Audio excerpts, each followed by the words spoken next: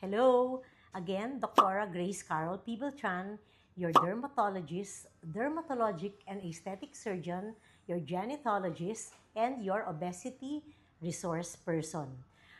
Nung isang araw, ang tinapik naman natin o ang diniscuss natin is what you call peptides. That is the part 1 of the peptides. Now we have part 2. Kasi ang peptides, napakarami nito eh. Ang dami ng bagong lumalabas, no? At napakaganda ng mga effect nila. Nakakatulong talaga ng malaki sa overall health ng isang tao na nangangailangan ng tulong. At hindi lamang health issues, kundi pampaganda din. So itong i-discuss ko ngayon, ito yung favorite ng mga babae na gustong magpaganda. So first, we have the so-called, babasahin ko na lang kasi ang hirap ng pangalan eh. Ang pangalan niya ay LY3437943, number kasi. Pero meron nito, Retatrutide. Okay? Ito ay parang pinaghalo ng tatlong pampapayat, no? Dati, meron tayong semaglutide, tripeptide, at saka glucagon, no? Glucagon. Ngayon, itong gamot na ito, itong peptide, it's not even a medicine, no? It's a peptide. So, itong peptide na to, ito ay nag-a-act dun sa receptor ng tatlong pampapayat, no? Dati, isa-isang receptor lang yung kanyang kinokorek, no? Pero this time, this peptide addresses 3 receptors na nagpapapayat sa isang tao. Kaya ito yung mga effects niya. Babasahin ko na lang yung effects niya para mas maganda. Okay, so how does it work, no? It suppresses appetite via central nervous system. Okay? So, through the brain, no? Inuutusan niya yung brain natin na huwag masyadong kumain. Pinupuno niya yung ating tiyan, pinapalabas niya na puno yung ating tiyan, ayan ang pinapa-feel niya sa ating brain, no? At sa ating katawan na laging puno yung tiyan para kakain ka ng lesser amount of food. And then, ayan, it delays gastric emptying to promote feeling of fullness, thus hunger diminishes. Yon. So hindi kanya pinapagutom kasi lagi niyang yung paglabas ng pagkain, dinidelay niya. Kaya parang laging maraming laman yung tiyan mo kaya lagi kang feeling busog.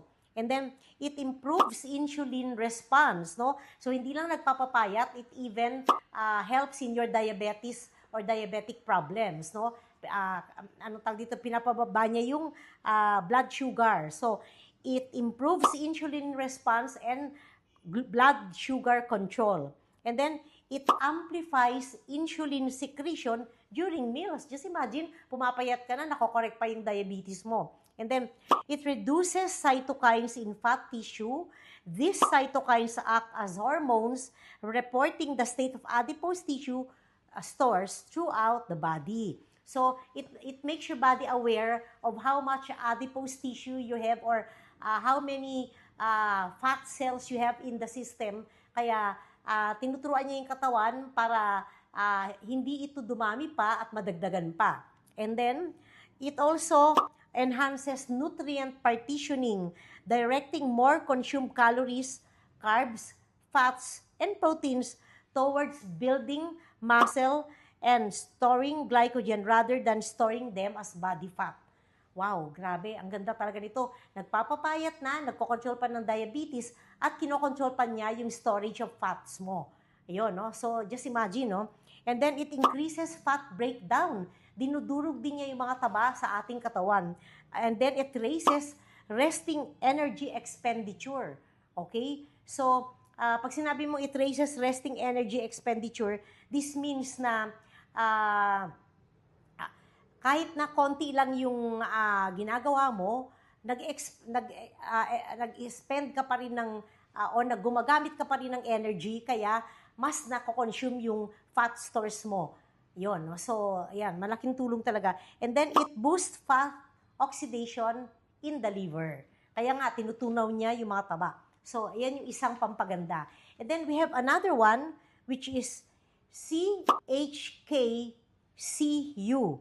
Or this is like a repair crew in our body and is a naturally occurring copper peptide with benefits for the skin, hair, and overall health.